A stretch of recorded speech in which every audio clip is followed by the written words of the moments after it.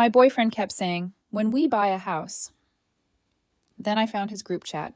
Once her name is on the mortgage, she'll be trapped. That's when I realized the dream house was never for us.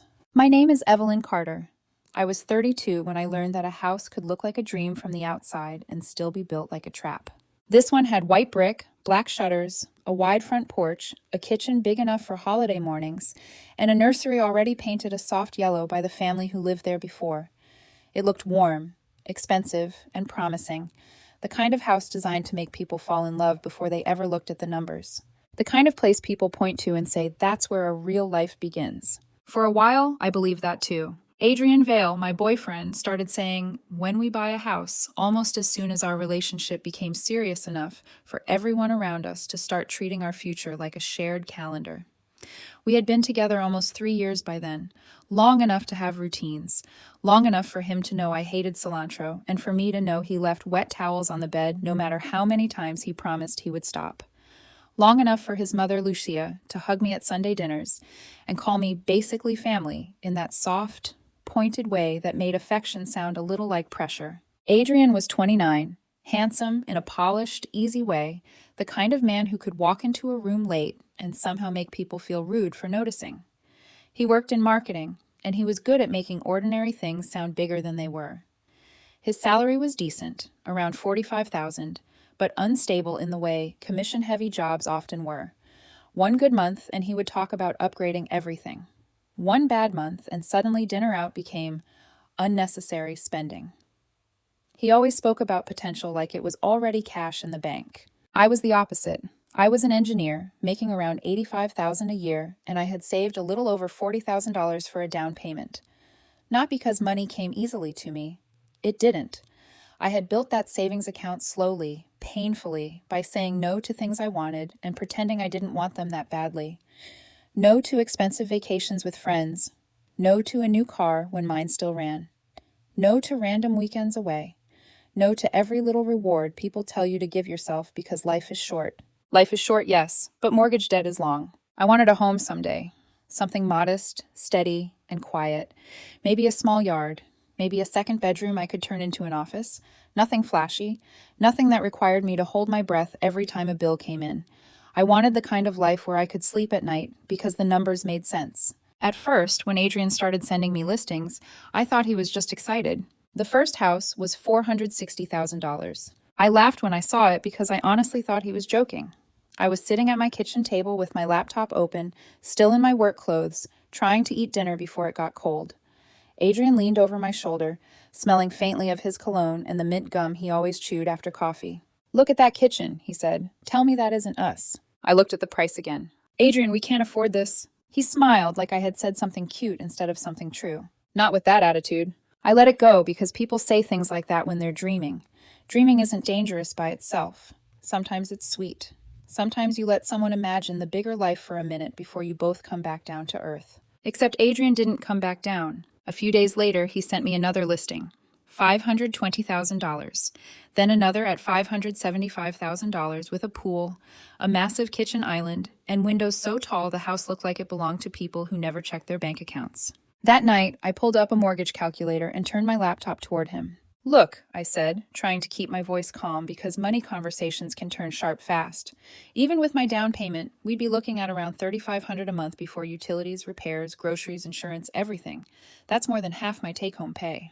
He barely looked at the screen. "We'll figure it out." "How?" He shrugged and reached for his water glass. "People do it all the time." "That doesn't mean they should." He gave me that patient smile he used when he thought I was being too practical to understand something important. "Babe, if we keep thinking small, we'll stay small." That was the first time the conversation made me feel embarrassed, though I couldn't quite explain why. I wasn't ashamed of wanting a house we could afford. I wasn't ashamed of being careful. But Adrian had a way of making caution sound like fear, and fear sound like a character flaw. Over the next few weeks, house hunting became less of a shared plan and more of a campaign. He sent Zillow links during my work meetings. He texted photos of walk-in closets at midnight with captions like, "Imagine your clothes in here." He left listings open on my laptop, circled neighborhoods in red, forwarded me videos of couples renovating homes way outside their tax bracket. If I said no, he didn't treat it like an answer. He treated it like a delay. So I tried to meet him halfway. I found homes in the $250,000 to $300,000 range. Starter homes. Honest homes. A little outdated, sure, but structurally solid. Places where the mortgage wouldn't swallow my life whole. I made a spreadsheet with estimated payments, taxes, insurance, repairs, and emergency savings because that was how my brain worked. If I could see the numbers, I could breathe. Adrian looked at my spreadsheet the way a child looks at vegetables. "This one has old cabinets," he said, pointing at a listing I actually liked. "Cabinets can be replaced." "The neighborhood looks rough." "It's not rough. I check crime maps, school ratings, commute times. I'm not raising kids in that tiny yard." That made me pause. He had been saying things like that more often lately. Kids, family, nursery, school district. Not in a real conversation where we sat down and talked honestly about timing, money, childcare, health, careers, all of it. Just little comments slipped into other conversations, as if he were placing furniture inside a room I hadn't agreed to enter. "I didn't know we were raising kids next year," I said. He laughed, but there was a flicker in his face before the laugh came. "I'm just saying eventually. Isn't that the point?" The point. As if my life already had a destination and I was being difficult by asking for the map. One Saturday we toured a small blue house on Maple Ridge Lane. It wasn't glamorous. The bathroom tile was old enough to have opinions, and the kitchen cabinets had that honey-colored wood everyone on renovation shows likes to insult. But the foundation looked good, the street was quiet, and there was a maple tree out front that threw shade across the porch in the prettiest way. I stood in the living room and, for the first time in weeks, felt my shoulders drop. I could see a bookshelf against the far wall, a soft rug, coffee on Sunday mornings, maybe a dog asleep near the couch. It didn't impress me. It comforted me. There's a difference. Adrian walked in behind me, took one look around, and said, "Absolutely not." The realtor, a woman named Carol, who had been polite enough to pretend she didn't hear half our arguments, suddenly became very interested in the hallway trim. I turned to him. "What's wrong with it?" He gave a short laugh. "Everything. Evelyn, come on. You worked this hard just to live somewhere like this?" My face warmed because he had said it softly, but not softly enough. Carol shifted her folder from one hand to the other and looked toward the kitchen. "Somewhere like this," I said, keeping my voice steady, "is something we can afford." Adrian stepped closer, lowering his voice as if that made the words kinder. "You keep thinking small, that's your problem." I didn't say much on the drive home. Adrian did most of the talking. He talked about vision, investment, building wealth, not letting fear decide our future. Every word sounded good if you didn't put a dollar sign beside it. I kept staring out the passenger window, watching neighborhoods blur past, wondering when our future had become something I had to be convinced into. That night, after he fell asleep at my apartment, I opened my banking app and looked at the number I had spent years building, $40,218. That number had always made me proud. Sitting there in the dark, with Adrian sleeping beside me like a man who had no worries at all, it made me feel exposed. Not unsafe exactly, just visible in a way I didn't like. The Oakmont house came about a week later. $580,000. White brick, black shutters, massive kitchen, formal dining room, and that pale yellow nursery Adrian couldn't stop talking about. The listing photos looked like a magazine spread. Everything bright, everything clean, everything staged to make you forget numbers existed. Adrian sent it to me 3 times in one day. By the 3rd time, I called him. "We can't afford Oakmont. You haven't even seen it in person. I don't need to stand inside a house to know 580,000 is 580,000. He sighed, and I could picture him rubbing his forehead like I was wearing him down instead of the other way around. "My mom saw it," he said. "She cried." That sentence landed exactly the way he wanted it to. Lucia crying over a house made me feel cruel for not loving it. His friend Jenna said I was being too cautious. Marcus, one of his old college friends, apparently said the market would only get worse. Every conversation seemed to come with a jury already seated against me. A few nights later, Adrian opened the listing again while we were eating takeout on my couch. He didn't point at the monthly payment estimate or the taxes or the fact that the down payment alone would gut years of my savings. He zoomed in on the nursery. "Look at this," he said, his voice softer than usual. "Imagine it." I looked at the screen. Imagine what? "Our baby's room." The chopsticks in my hand stopped halfway to the carton. He smiled like he had just said something romantic, and maybe in another life, with another person, it would have been. But all I could think was that we had never actually decided when we wanted children. We had talked around the idea, sure. We had joked about baby names once in traffic. But joking about a future and being pushed toward one are not the same thing. "Adrian," I said carefully, "we haven't even decided when we want kids. His smile faded, not for long, but long enough for me to notice. "I'm not saying tomorrow," he said. "I'm just saying this house gives us room to grow." Room to grow sounded beautiful. It also sounded expensive. And somehow every beautiful phrase he used led back to the same place: my savings, my credit, my signature. A few days later, we were at my apartment watching a movie neither of us cared about. Adrian's phone died halfway through, and he reached for mine. "Can I use yours for a second?" he asked. "I need to message my sister before she starts blowing me up." I handed it over without thinking. That's what trust does. It makes ordinary things feel harmless. He went into the bathroom with it. 10 minutes passed, then 15. I remember glancing toward the hallway and feeling a small irritation. Nothing dramatic. I figured he had gotten distracted, maybe scrolling, maybe arguing with his sister about some family dinner. When he came back, he looked completely normal. Too normal, maybe, but I didn't have language for that yet. "Thanks, babe," he said, placing my phone beside me on the couch. He handed my phone back without logging out, something I didn't even notice at the time.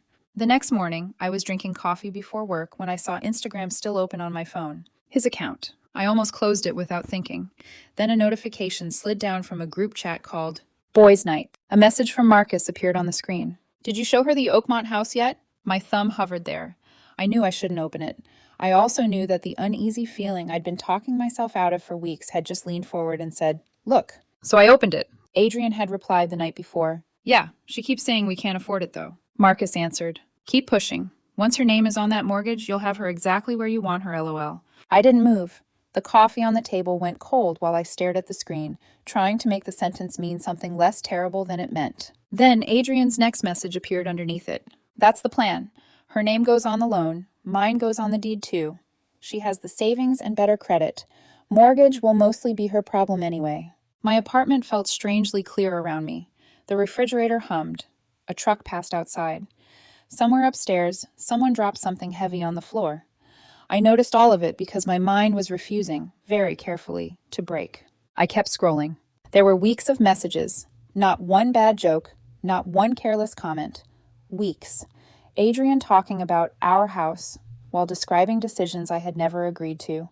Adrian saying that once we were locked in, he could slow down at work and focus on family. Marcus laughing that I was too responsible to walk away once paperwork was signed. Jenna, who I had met twice and disliked both times, calling me cautious, like it was a weakness they could use. And then I saw the line that made my hands turn cold. "She thinks this is about love. It's about timing." That was Adrian. Not Marcus. Not Jenna. Adrian. The man who kissed my forehead when I worked late. The man who called me his safe place. The man who had been standing in overpriced kitchens, smiling at me like we were building something together. I took screenshots of everything. My hands shook badly enough that I had to redo a few because the screen kept jumping.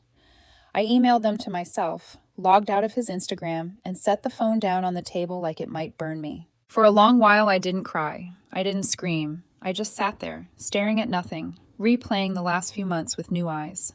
The expensive listings, the guilt, the nursery, the way he dismissed every budget I made, the way he made me feel small for wanting safety. It all connected so neatly that I hated myself for not seeing it sooner. 3 years of birthdays, family dinners, lazy Sundays, arguments over dishes, and late-night promises rearranged themselves in my mind until they looked like evidence. Adrian hadn't been dreaming bigger than me. He had been planning around me. Later that morning, while I was sitting at my desk pretending to work, my phone buzzed.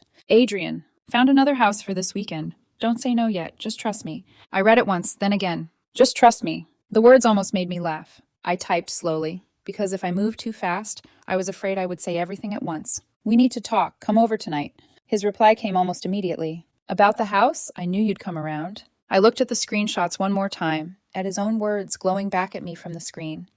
For the first time in weeks, I felt calm in a way that scared me. "No, Adrian," I whispered into my empty apartment. I finally woke up. That evening, Adrian showed up carrying a thick folder tucked under his arm. If I hadn't opened his group chat that morning, I probably would have smiled when I saw him standing outside my apartment. I probably would have invited him in, made coffee, listened to another 30-minute presentation about interest rates and future equity, while convincing myself he meant well. Instead, I opened his door and immediately noticed how confident he looked. Not nervous, not uncertain, confident, like a man arriving to collect a victory he thought was already his. He lifted the folder slightly. I did more research. The smile on his face was familiar enough to hurt. I figured if we went through everything together, you'd see why Oakmont makes sense. I stepped aside. Come in. He walked past me and headed straight for the dining table, spreading papers across the surface before he'd even taken off his jacket. The folder was packed with mortgage projections, neighborhood reports, floor plans, property comparisons, and dozens of photos from Oakmont. The nursery appeared again and again throughout the packet, as if he believed one painted room could somehow solve every financial concern I had raised. I stood there watching him organize everything, while wondering how many times he had rehearsed this conversation in his head. Okay, he said, pulling out a chair. Just hear me out before you say no. I sat across from him. For a few seconds, neither of us spoke. Adrian mistook my silence for willingness. I knew that because his shoulders relaxed. He thought he was making progress. Look, he began, tapping one of the documents. If rates drop even 0.5% next year, our payment changes dramatically. Our payment? He nodded. Exactly. I looked at him. Really looked at him. The same dark hair. The same smile. The same man I'd spent almost 3 years loving. And yet something felt different now. Not because he had changed overnight, because I had finally seen the version of him that existed when he thought I wasn't looking. I reached into my pocket, pulled out my phone, and placed it on the table. I saw the group chat. The change in his expression was immediate. His hand froze halfway to a document. What? I saw your messages. His eyes darted toward my phone. Then back to me. Then back to my phone again. The panic was there before he could hide it. Small. Quick. But unmistakable. What messages? The ones where you and your friends discussed putting my name on a mortgage so I'd be too responsible to leave. The color drained from his face. Not all at once. Slowly. Like water disappearing from sand. For the first time since arriving, Adrian looked genuinely uncomfortable. Those weren't serious. I almost laughed. Not because it was funny. Because the defense came so quickly. No confusion. No questions. No attempt to understand what I had seen. Straight to damage control. I unlocked my phone, opened the screenshots, then slid it across the table. Read them. He didn't touch it. His eyes flicked downward before immediately looking away. That told me everything. He looked at the screenshots once and immediately looked away. That reaction told me more than any explanation could have. Evelyn, no. I interrupted him. Read them. He exhaled sharply. People say stupid things in private conversations. People say honest things in private conversations. That landed harder. I could tell. His jaw tightened. The confident version of Adrian that had walked through my front door was disappearing. You're taking everything out of context. Then give me the context. He opened his mouth. Closed it. Tried again. What Marcus said was a joke. What about what you said? His gaze dropped. For the first time that night, he had no immediate answer. The silence between us felt heavier than any argument we'd ever had. Outside, headlights moved across the apartment walls as cars passed through the parking lot. Inside, neither of us moved. Finally, Adrian leaned back in his chair. I was frustrated. I nodded. With what? You kept shutting everything down. That answer stunned me. Not because it was cruel, because he actually believed it. You mean I kept refusing houses we couldn't afford? We could afford them. No, Adrian, I could afford them. His eyes narrowed. That's not fair. Isn't it? I opened one of my spreadsheets from earlier that month. The same spreadsheet he never bothered to read. I turned the screen toward him. Show me where the numbers work. He glanced at it. Briefly, then looked away. Exactly the way he always did. That was the problem. I had spent months explaining reality with numbers. He had spent months answering with feelings. Every time the conversation reached the numbers, he lost interest. Every time it returned to the house itself, he became passionate again. That seemed to be the entire calculation. I wanted something better for us. I shook my head. No, you wanted something bigger. His expression hardened. What's wrong with wanting more? Nothing. I leaned forward. What's wrong is expecting me to carry the risk while pretending we're making the decision together. His eyes flashed. There it was. The first glimpse of real anger. The first crack in the performance. For months, every disagreement had ended because I got tired. Because I backed down. Because I let things go. This time I wasn't letting anything go. Do you know how many houses I showed you? I asked. Evelyn. 23. He stopped talking. I continued. 23 houses within our budget. His gaze drifted toward the window. None of them were right. They were affordable.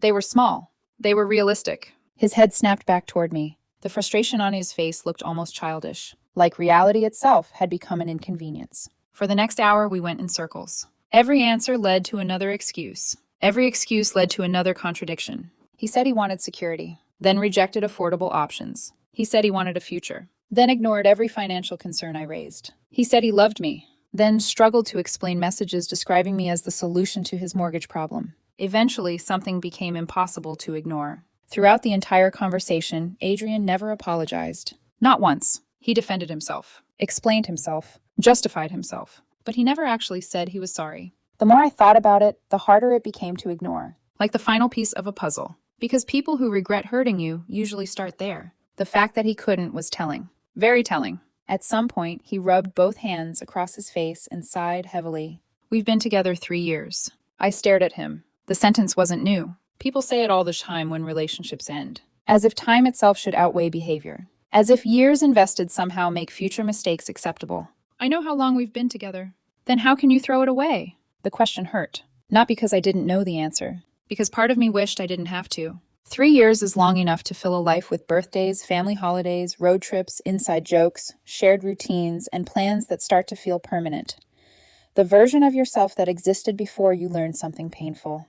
Walking away from all of that felt awful, but staying would require pretending I hadn't seen what I saw. And that wasn't possible anymore. I trusted you. The words came out quieter than I expected. Adrian looked away. I know. No. I shook my head.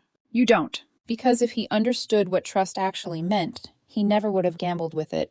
The room felt smaller suddenly. The folder remained on the table between us, filled with floor plans, payment estimates, and every promise he thought would change my mind. The life he had spent months trying to sell me. And for the first time, I could see it clearly. Looking back, every argument about the house was really an argument about trust. The mortgage just happened to expose the problem. I stood up. Adrian immediately looked alarmed. Evelyn! The relationship is over. His expression went blank, like his brain needed a second to process the sentence. What? The relationship is over. No. The response came instantly, almost automatically. No. I had expected anger. Instead, I got disbelief, as if ending things had never existed as a possible outcome in his mind. We can fix this. I looked at him sadly, because part of me still loved him. That's the cruel thing about betrayal. Love doesn't disappear the same day trust does. Sometimes it lingers long after it should. I don't want to fix this. You don't mean that. I do. His breathing became uneven. What about the wedding? The question hung in the air. The venue, the deposits, the invitations, the plans we'd spent months making, the future everyone expected us to have. For a second, grief hit me so hard I had to grip the back of my chair. Then I answered, "We'll cancel it." The panic in his eyes was immediate. Not heartbreak, panic. Because suddenly everything was slipping away at once. The wedding, the house, the version of the future he'd been building in his head. I walked to the front door and opened it. Adrian remained frozen for several seconds before finally standing. He looked around my apartment one last time. The apartment where we'd spent hundreds of evenings together. The apartment where I had trusted him completely. Then he looked back at me. This is a mistake. I met his gaze. Maybe months earlier that sentence would have shaken me. Now it didn't. No, I said quietly. I think pretending everything is fine would be the mistake. Adrian stared at me for a long moment before finally walking toward the door. When he passed me, he hesitated as though expecting me to stop him. I didn't. A few seconds later, the door closed behind him. I stood there listening to the fading sound of his footsteps in the hallway. The apartment felt strangely quiet.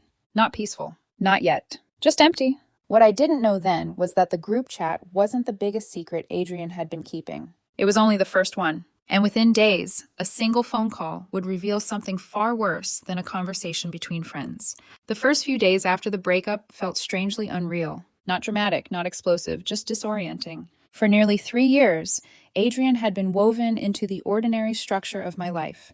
He was the person who texted me good morning before I was fully awake, the person who knew which side of the bed I slept on, the person who automatically reached for my hand when we crossed a parking lot.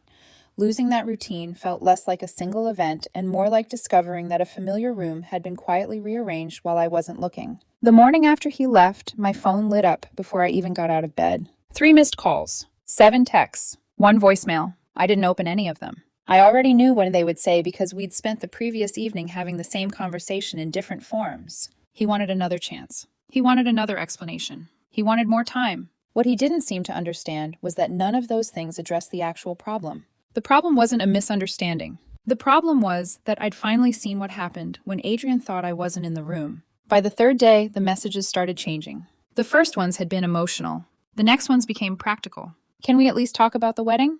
Can we discuss the deposits? People are asking questions. I ignored those too. Then his mother called. Lucia and I had always gotten along reasonably well. We weren't especially close, but we'd spent enough holidays together to build a comfortable relationship. She was warm, social, and fiercely protective of her son in the way many mothers are. When her name appeared on my screen, I knew exactly why she was calling. I considered letting it go to voicemail. Instead, I answered, Evelyn. Her voice carried the careful tone of someone stepping into a situation she didn't fully understand. Hi, Lucia. I've been worried about you. The concern sounded genuine. That made the conversation harder, not easier. For a few minutes, we spoke politely about nothing important. Then she finally arrived at the reason for the call. Adrian told me you two had a fight. I stared out my apartment window. Cars moved slowly through the afternoon traffic below. A woman walked a golden retriever across the street. Life carried on exactly as it always had, which somehow felt strange considering how much mine had changed. We didn't have a fight. Lucia hesitated. He said there was a misunderstanding. I closed my eyes briefly. Of course he did. A misunderstanding sounds temporary. A misunderstanding sounds fixable. A misunderstanding sounds much better than the truth. So I told her everything. Not the emotional version. Not the angry version. Just the facts. The houses. The pressure. The group chat. The screenshots. The comments about my credit score, my savings, and my responsibility. By the time I finished, Lucia had gone unusually quiet. When she finally spoke, she sounded unsettled. That doesn't sound like Adrian. I wasn't surprised by the response. Parents almost never see their children the way the rest of the world does. The version they carry in their heads is usually years behind reality. I have screenshots. Another pause. I think maybe the conversation got taken the wrong way. There it was. Not outright denial. Something softer. A search for an explanation that hurt less.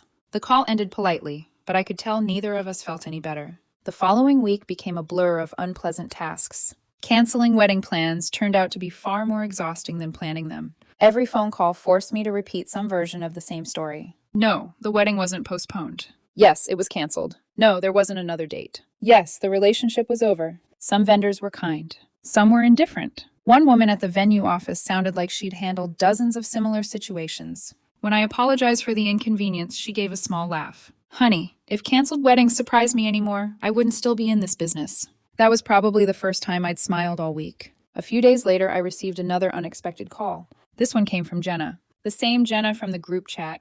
The same Jenna who had joked about me being too cautious. I nearly ignored it. Curiosity won. What do you want? She laughed nervously. Straight to the point. Yeah, I just think this whole thing got blown out of proportion. The confidence in her voice irritated me immediately. Not because she disagreed with me, because she wasn't the one living with the consequences. Explain. It was just group chat talk. I leaned back in my chair. What does that mean? You know, people joke. About mortgages? Evelyn. No, seriously, walk me through it. The conversation shifted. I could hear it. The certainty she'd started with wasn't there anymore. It's not like anyone actually expected. She stopped herself. Mid-sentence. A tiny mistake. The kind people make when they realize they've revealed more than they intended. I sat up straighter. Expected what? Nothing. Jenna didn't answer. My pulse quickened. Jenna, I should go. What were you about to say? She exhaled sharply. Then something even stranger happened. You should talk to Adrian. Before hanging up, Jenna let out a frustrated sigh. I didn't think he'd actually go that far, she muttered. Then the line went dead, and she hung up. Just like that. No explanation. No goodbye. Nothing. The conversation bothered me all afternoon. Not because of what she said. Because of what she almost said.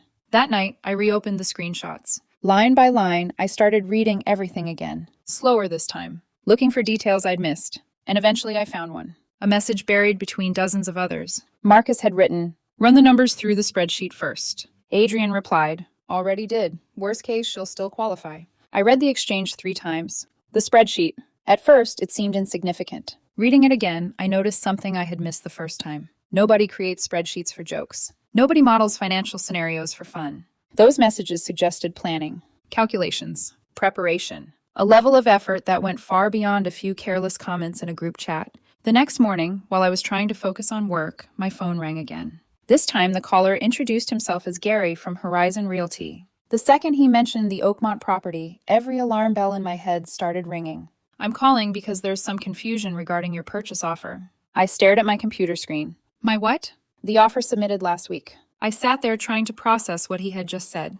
An offer had been submitted the previous week, and according to their records, my name was attached to it. I hadn't signed anything. I hadn't authorized anything. The longer Gary spoke, the worse it became. According to their records, my name was listed as one of the buyers. My employment information was included. My financial details were included. And an offer had already been presented to the seller. An hour later, I was sitting across from Gary in a conference room looking at paperwork that should never have existed. The folder contained information only someone close to me would have access to. My name, my income, my details. Then I saw the signature. A copy. A poor one, close enough to resemble mine. Wrong enough that I knew instantly it wasn't. Gary removed his glasses and rubbed his forehead. He looked exhausted, like someone who had spent years working real estate deals and suddenly found himself staring at paperwork that could create legal problems for everyone involved. That's not your signature? No. The answer came immediately. There wasn't a second of hesitation. Because I knew my own signature. And that wasn't it. As the reality settled in, a cold anger replaced the sadness I'd been carrying around for days. The group chat had been bad. The manipulation had been bad. This was worse. Much worse. Because somewhere along the way, Adrian had stopped trying to persuade me and started trying to move forward without me. When I asked about the deposit attached to the offer, Gary's expression shifted again. $5,000. $5,000. Not a small amount. Not an accidental amount. Enough money to create pressure. Enough money to make backing out painful. Enough money to make someone feel trapped. As I walked out of the real estate office, my phone started ringing. Unknown number. I already knew who it was. I answered anyway. What did you do? The line was quiet for a second. Then Adrian sighed. It isn't what you think. The response sounded almost automatic, like he'd been repeating it to himself. No. Then explain the offer. He tried. He really did. But every explanation somehow made things worse. Finally, after several minutes of circling the issue, he said something that told me everything. I thought once you saw the house was ours, you'd come around. I stopped walking. People moved past me on the sidewalk. A car horn sounded somewhere down the street. The world kept moving while I stood there staring at nothing. Because with that one sentence, Adrian accidentally admitted the truth. He hadn't been trying to convince me. He had stopped treating my answer as a decision and started treating it as an obstacle, and that realization changed everything. Looking back, every conversation suddenly made more sense. Every time I said no, Adrian acted as if I simply needed more convincing. He wasn't listening for an answer. He was waiting for the answer he wanted. I hung up without another word. Over the next few months, the rest of the fallout happened exactly the way reality usually works. The offer collapsed. The real estate company withdrew the paperwork immediately after I disputed the documents. Whatever Adrian had hoped would happen ended there. The seller kept the deposit. The money disappeared. Friends saw the screenshots. People made their own decisions. Some stayed loyal to Adrian. Most didn't. The wedding never happened. The future we'd planned never happened either. But something else happened instead. I stopped doubting myself. 6 months later, I toured a small 3-bedroom house on a quiet street outside the city. No marble counters. No giant entryway. No picture-perfect nursery. Just a well-maintained home with a payment I could comfortably afford. As sunlight came through the living room windows, I found myself smiling for the first time during a house tour in nearly a year. The realtor noticed. What do you think? I looked around. At the hardwood floors. The fence in our backyard. The space that felt calm instead of impressive. And I answered honestly. I think this feels like home. A year earlier, I might have mistaken pressure for love. A year earlier, I might have believed that bigger always meant better. Now I knew better. The house I eventually bought wasn't the dream Adrian tried to sell me. It was something much more valuable. It was a future I had chosen for myself. A few weeks after my offer was accepted, I received an email from Adrian. Not a text. Not a voicemail. An actual email. The subject line simply read, "I'm sorry." I stared at it for nearly 10 minutes before opening it. Part of me expected another explanation. Another attempt to rewrite the story. Another version of events where he somehow became the victim of his own decisions. Instead, the email was long. Very long. He wrote about the house, the wedding, the deposit, the months after our breakup. He admitted things had fallen apart faster than he expected. Several mutual friends had stopped speaking to him. The promotion he'd been counting on at work never happened either. The seller had kept the deposit. The debt from that mistake had followed him for months. His family had spent weeks arguing about what happened. For the first time, Adrian wasn't trying to convince me that he had been right. He was simply describing the consequences. But as I kept reading, something became clear. Almost every paragraph focused on what he had lost. The house, the money, the wedding, the embarrassment, the friendships, the future he imagined. Very little of it focused on me. Very little of it focused on what he had actually done. By the time I reached the end, I wasn't angry. I wasn't hurt. I just felt tired. The email ended with, "I never wanted to hurt you." Maybe that was true. But people don't have to intend harm to cause it. Sometimes they just decide their own goals matter more than someone else's boundaries. I closed the email without replying. Not because I hated him, because there was nothing left to say. A few days later, Lucia called. I almost ignored it. Then I answered. Her voice sounded different immediately. Softer. Older somehow. "Evelyn," she said quietly, "I owe you an apology." I didn't say anything. I simply listened. She told me she had finally read the screenshots. All of them. Not Adrian's version. Not the shortened version. The actual screenshots. Then she told me something I never expected to hear. I kept looking for another explanation because I didn't want to believe my son could do something like that. The honesty surprised me. Parents rarely admit that out loud. Lucia continued. I thought if I waited long enough, someone would tell me there was a misunderstanding. I looked out the window. The afternoon sun was spilling across the floor of my apartment. I know. I'm sorry I didn't listen sooner. That apology meant more than she probably realized. Not because I needed validation. Because it closed something that had been left unfinished. For the first time since the breakup, I felt like someone from Adrian's side actually understood what happened. We spoke for another 15 minutes. When the call ended, there was no bitterness. No argument. Just closure. Real closure. 2 months later, I signed the final paperwork on my house. Not Oakmont. Not a mansion. Not a dream sold through pressure and promises. My house. The realtor slid the final document across the table and smiled. Congratulations, homeowner. The words hit differently than I expected. For years, I thought buying a house would feel exciting. Instead, it felt peaceful. Like finally setting down a weight I hadn't realized I was carrying. Later that afternoon, I stood outside the front door, holding a small set of keys. No audience. No dramatic music. No giant celebration. Just me. The lock clicked. The door opened. Sunlight stretched across the hardwood floor. The rooms were empty. The walls were bare. The backyard needed work. And it was perfect. I walked slowly from room to room. The living room. The kitchen. The spare bedroom that would become my office. Every corner of the house represented something important. Not success. Not revenge. Freedom. Nobody had pressured me into it. Nobody had manipulated me. Nobody had convinced me to ignore my instincts. Every signature on those papers belonged to me. Every decision belonged to me. As I stood in the center of my new living room, I thought about the woman who had once stared at screenshots on a phone screen and wondered whether she was overreacting. She wasn't. Looking around that empty living room, I understood something I wish I had understood much earlier. Every major problem in this story began the moment I started questioning my own instincts instead of trusting them. The day I stopped doing that was the day my life finally started moving in the right direction again. A year earlier, I would have seen an empty house. Standing there now, all I saw was peace. I locked the front door behind me that evening, slipped the keys into my pocket, and smiled. For the first time in a very long time, I wasn't walking into someone else's dream. I was finally living my own.